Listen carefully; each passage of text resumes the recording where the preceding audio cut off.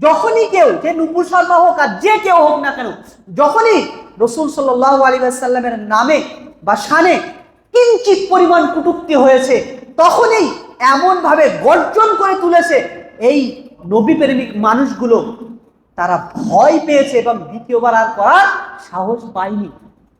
এই মুহাম্মদ নামে এত পাওয়ার আছে।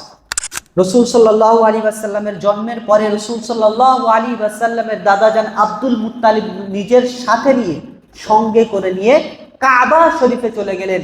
কাবা শরীফে গিয়ে আল্লাহর কাছে রাসূল সাল্লাল্লাহু আলাইহি ওয়াসাল্লামের ব্যাপারে দোয়া করলেন। দোয়া করার পরে ওই কাবা শরীফের ওখানেই উনি এই নামটি নির্দিষ্ট করেন, মুহাম্মদ সাল্লাল্লাহু আলাইহি ওয়াসাল্লাম। এবং রাসূল সাল্লাল্লাহু আলাইহি ওয়াসাল্লামের যখন 7 দিন বয়স, তখন আকিকা করে কুরাইশবাসীদেরকে রাসূল সাল্লাল্লাহু আলাইহি ওয়াসাল্লামের দাদাজান খাইয়েছিলেন। যখন কুরাইশ বংশের মানুষেরা সকলেই খেতে এলেন, তখন জিজ্ঞাসা করলেন যে তোমার নাতির নাম কি রেখেছো? তখন দাদাজান বললেন, আমার নাতির নাম রেখেছি মুহাম্মদ। তখন এই নাম শুনে কুরাইশবাসীরা যেন অবাক হয়ে গেল, এই আবার কেমন নাম, এমন নাম তো কখনো শুনিনি, একদম অজানা নাম ছিল। এবং বলছে মক্কার মধ্যে এরকম নাম ছিলই না, অচেনা নাম।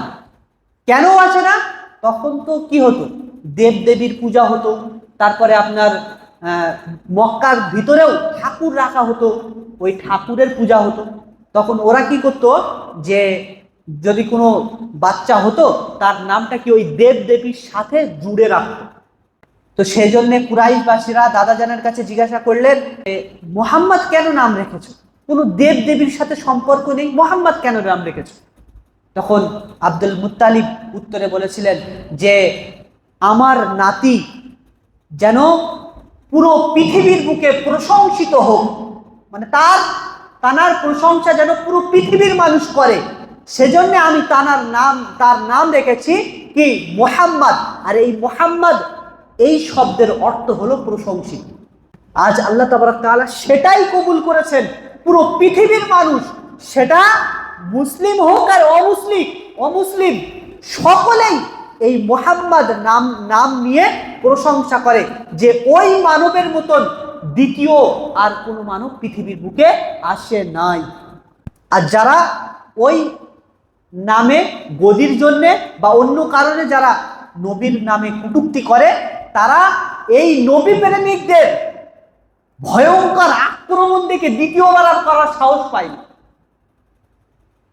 এটাই হয় কিনা, যখনই কেউ, যে নূপুর শর্মা হোক আর যে কেউ হোক না কেন, যখনই রাসূল সাল্লাল্লাহু আলাইহি ওয়াসাল্লামের নামে বা শানে কিঞ্চিত পরিমাণ কটূক্তি হয়েছে, তখনই এমন ভাবে গর্জন করে তুলেছে এই নবী প্রেমিক মানুষগুলো, তারা ভয় পেয়েছে এবং দ্বিতীয়বার আর করার সাহস পায়নি।